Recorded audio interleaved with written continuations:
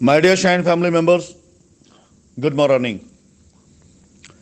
क्षमा करिएगा, मैं अपने नेचर से मजबूर हूं कि कभी भी किसी प्रकार का कोई भी ऐसा छोटा मोटा या ऐसी कोई ओछी बात मैं नहीं करता हूं जो मेरे व्यवसाय या जो मेरे शाइन परिवार के लोगों से संबंधित ना हो।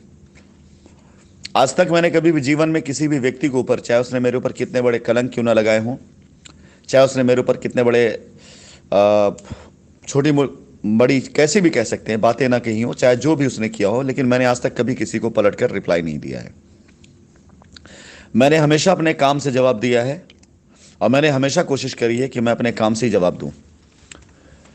शाइन परिवार शुरू करने से लेकर के शाइन परिवार के 2019 के समय आने तक न जाने कितने ऐसे लोग मेरी जिंदगी में आते गए जिन्होंने मेरे खिलाफ या मेरी कंपनी के खिलाफ बहुत साजिशें करी, लेकिन कभी भी मैंने किसी के बारे में किसी भी हाल में कोई ऐसे शब्द नहीं इस्तेमाल किए जो मेरी मर्यादाओं को या मेरे जो स्टैंडर्ड को कहीं ना कहीं से उल्लंघित करती हो।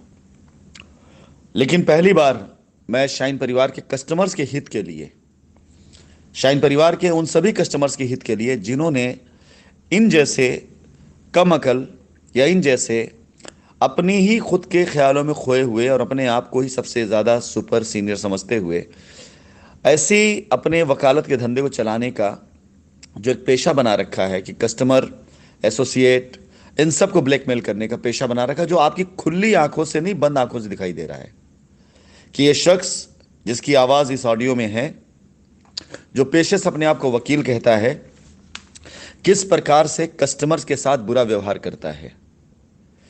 ये तो चलिए, ऐसे न जाने कितने एग्जाम्पल आपके पास और होंगे, मेरे सामने इससे पहले कई बार आए।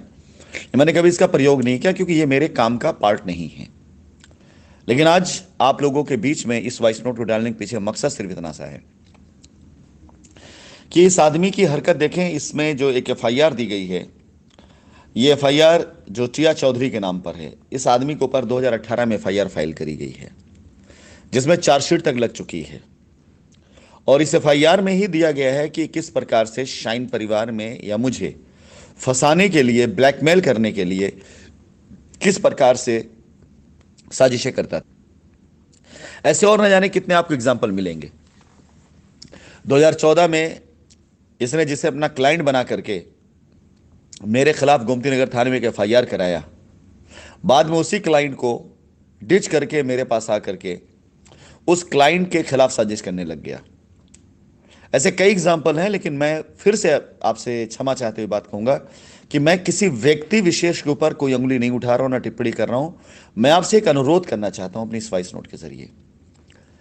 शाइन परिवार में शाइन के कस्टमर, शाइन के एसोसिएट और शाइन के बीच में जो एक सबसे बड़ा विवाद है, वो यही विवाद है कि कंपनी अपने शाइन परिवार के सभी कस्टमर्स को उनके धन की अदायगी और उनके प्लॉट का कब्जा या उनकी रजिस्ट्री कर दे। यही है, कस्टमर यही चाहता है कि उसका धन सुरक्षित हो जाए, उसे उसके धन की अदायगी हो जाए, उसे उसका पैसा वापस मिल जाए या उसे उसकी जमीन मिल जाए। और शाइन परिवार यह करना चाहता है। यही लड़ाई है और कोई लड़ाई नहीं है। लेकिन इन जैसे बेवकूफ लोगों ने इस लड़ाई को अलग ही रूप दे दिया अपनी खुद तृष्णा को पूरा करने के लिए। आप में से किसी भी कस्टमर के मन में खुद से विचार कभी नहीं आया होगा कि कंपनी भाग गई या कंपनी पैसा लेके भाग गई या कंपनी ने 60,000 करोड़ का गबन कर लिया। इन जैसे लोगों ने आपके मन में यह भय डाल करके एफआईआर कराई। उसका नतीजा 3 साल से आप भटक रहे हैं, लेकिन आपका काम अभी तक नहीं हुआ और अगले 3 साल तक ये आपको और भटका डालेंगे। मेरा अनुरोध है, आपसे निवेदन है, अपने अपने वकीलों से, अपने अपने प्रतिनिधियों से और अपने अपने नेताओं से आप एक सवाल करें और पूछें कि कंपनी यदि अपनी तरफ से खुद कह रही है, यह हलफनामा दे रही है कि हम अपने कस्टमर्स की सारी अदायगी कर सकते हैं और करना चाहते हैं, और उसे करने का हमें मौका दीजिए। उसके लिए माननीय न्यायालय की तरफ से चाहे तो कोई मॉनिटर तैयार कर दिया जाए जो हर एक चीज़ की मॉनिटरिंग करता रहे, हर एक कस्टमर को उसका हक मिले, हर कस्टमर को उसका पैसा मिले, हर रजिस्ट्री की हुई ज़मीन पे उसका कब्जा मिले और हर बंदे ने जिसने पैसा जमा कर रखा उसको उसकी रजिस्ट्री मिले।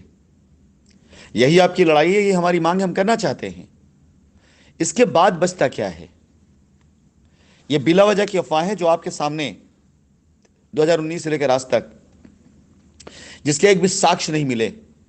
कंपनी का 60,000 करोड़ छोड़ो, 6 करोड़ छोड़िए, 60 लाख भी छोड़ दीजिए, इतना पैसा भी आपका बाहर नहीं गया है।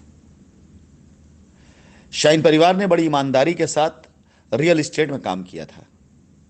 अगर शाइन परिवार को अपने कस्टमर्स के पैसे लेकर कहीं और जाना होता तो आज हमारे सैकड़ों करोड़ रुपए जमीनों पे ना पड़े होते। अगर शाइन परिवार को कस्टमर्स के पैसे लेकर के भागना होता तो शाइन परिवार ने अपने ऑफिसेज में नोटिस न लगाया होता कि 20,000 रुपए से ज्यादा हम कैश आपसे एक्सेप्ट नहीं कर सकते किसी प्लॉट के ऊपर। अगर शाइन परिवार ने अपने कस्टमर के साथ किसी प्रकार का छल करना होता तो आज सैकड़ों करोड़ रुपए किसानों के पास या अलग अलग प्रोजेक्ट में कंपनी के ना फंसे होते।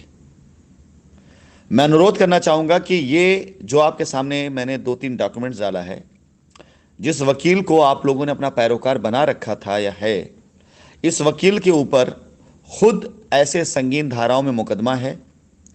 ये कैसे आपका केस लड़ सकता है, कब तक लड़ सकता है, ये भगवान ही जाने, क्योंकि इसमें से जो भी धाराएं लगी उसमें गिरफ्तारी बिल्कुल पूर्ण रूप से संभव है। अब अभी तक इस पे नजर आपकी या किसी की क्यों नहीं पड़ी, या किसी ऐसे प्रबुद्ध वकील की नजर क्यों नहीं पड़ी, या जांच एजेंसियों की नजर क्यों नहीं पड़ी कि इस प्रकार से धाराओं में अगर किसी के नाम पर मुकदमा हो और जिसकी 2-2 बार बेल एप्लीकेशन खारिज कर दी गई हो, उसके बाद भी अगर सेम धाराओं में बाकी लोग की गिरफ्तारी हो सकती है तो इनकी क्यों नहीं हो सकती? या तो जांच एजेंसियां इस बात से बेखबर हैं, या तो मैनेज हैं, और या तो फिर शायद हो सकता है कि जल्द ही इन पर एक्शन होने वाला हो। मैं अपनी तरफ से कुछ नहीं करूंगा, कानून अपना काम खुद करेगा। कानून अपने आप अपना काम करेगा कि अगर किसी की इन धाराओं में एफआईआर होने के बाद 2-2 बार जमानत खारिज हो चुकी है और ऑलरेडी एक छेड़छाड़ का मुकदमा चल रहा है जिसमें चार्जशीट तक लग चुकी है, तो उसके बाद आगे इस पे कानूनी एक्शन क्या हो सकता है ये कानून निर्धारित करेगा। हमारे बहुत से जानकार वकील ऐसे हैं जो बेहतर जानते हैं कि उन्हें क्या करना है आगे। और इसके साथ ही साथ एक चीज जो हम अपनी तरफ से करवाने जा रहे हैं, इन महाशय वकील साहब के द्वारा या इनके द्वारा नामित किसी भी लॉयर के द्वारा यदि कोई भी बेल कराई गई है तो हर बेल के ऊपर अब हम अपनी तरफ से एक आपत्ति डालने जा रहे हैं, या माननीय न्यायालय के समक्ष जब हम ये सारा पुलिंदा रखेंगे, क्योंकि बहुत सी चीज़ें ऐसी जो अभी मैं आपको ग्रुप पे नहीं बता सकता हूं, लेकिन बहुत से ऐसे मटेरियल हमारे पास मौजूद हैं आज की तारीख में जो ऐसे न जाने कितने झूठों को नंगा करने के लिए काफ़ी होने वाला है। ऐसे न जाने कितने आधार हमारे पास आज की तारीख मौजूद हैं जिनके आधार पर ऐसे न जाने कितने झूठों में भंडाफोड़ करवाने वाला हूं।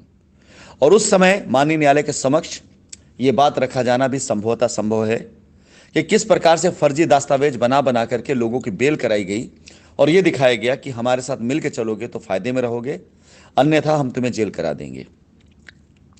ऐसे रिकॉर्डिंग भी अपने आप में बहुत बड़े साक्ष्य हैं कई जगह प्रस्तुत करने के लिए, जिसमें कस्टमर को गाली दिया जा रहा है, और ऐसे और बहुत सी रिकॉर्डिंग मेरे पास पुरानी भी मौजूद हैं। इसके साथ ही साथ ये एफआईआर अपने आप में साबित करती हैं कि वकील साहब किस प्रकार की वकालत करते हैं। मैं फिर से अनुरोध करूंगा, आप किसी समझदार लॉयर के संपर्क में आएं जो आपको सही दिशा और सही जानकारी दे सके। मैं आपसे नहीं कहता हूं कि आप हमारे खिलाफ लड़ना बंद कर दें, बिल्कुल मुझे इससे एतराज नहीं, लेकिन लड़ाई वो लड़िए जिसमें आपका हित हो। और आप एक बात यकीन जाने, आपके हित में हमारा हित है। हम आपके हित में अपना हित तलाशते हैं, क्योंकि जब तक हम आपको कब्जा नहीं देंगे, आपकी रजिस्ट्री नहीं करेंगे, आपका पैसा आपको वापस नहीं मिलेगा, तब तक हम भी काम नहीं कर पाएंगे। तो हमारे काम करने की पहली प्राथमिकता यही है कि हम आपकी लायबिलिटी खत्म करें। तो जब तक हम लायबिलिटी खत्म नहीं करेंगे तब तक काम कैसे कर पाएंगे हम?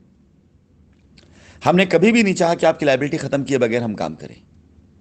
कल की एक ऑडियो रिकॉर्डिंग मैंने आपको भेजी जिसमें मिर्जापुर की एक जमीन के डील के बारे में कहा जा रहा है, तो मैंने खुद बोला कि मैं 4 से 5 करोड़ रुपए खर्च कर चुका, सारी साइटों पैसा खर्च करूंगा, बिहार हो गया, यूपी हो गया, बंगाल हो गया, हर जगह मैं काम करूंगा, और 30 करोड़ रुपए लेने की जगह मैं खुद पैसा लगा करके उस प्रोजेक्ट को 100 करोड़ बनाना चाह रहा हूं ताकि लोगों की लायबिलिटी उतर सके। अब अगर ऐसे व्यक्ति के या ऐसी कंपनी के खिलाफ लोग प्रोपेगेंडे करेंगे तो आपका पैसा कहां से मिल पाएगा? मैं निवेदन आपसे करूंगा कि ऐसे लोगों से अपना दामन छुड़ाइए, ऐसे लोगों से दूर होइए। आपको अगर केस ही लड़ना है, आप केस में आइए, हमें एतराज नहीं है। मांग वो करिए जो आपकी मांग हो, मांग वो करिए जो आपकी मांग पूरी करती हो। आपकी मांग आपका कब्जा मिलना है, आप उसकी मांग करें। आपकी मांग आपका पैसा मिलना है, आप उसकी मांग करें। आपका मांग आपकी रजिस्ट्री होना, आप उसकी मांग करें। हम तैयार है देने के लिए। अब अगर आप जो चीज मांग रहे हैं, हम तैयार उसको करने के लिए। अब हम अगर डिनाई करें तो गलत है, और हम दे रहे तैयार, आप डिनाई कर रहे हैं तो गलत है। तो रास्ता कैसे मिलेगा? आप बताइए जरा मुझे। आप कहां से रास्ता मिलेगा, ये बताइए मुझे आप। अनुरोध आप सभी से कि ऐसे वकीलों से पीछा छुड़ाइए और किसी अच्छे लॉयर को आप हायर करें। ना भी हायर करेंगे तो हम आपका मुकदमा खुद लड़ रहे हैं आपके हक के लिए। लेकिन बचिए और बचाइए अपने दामन ऐसे लोगों से जो आपको, जब तक आप पैसा दें तब तक आप उनके लिए भगवान हैं, और जब आप पैसा देना बंद कर दें तब आप उनके लिए राक्षस हैं।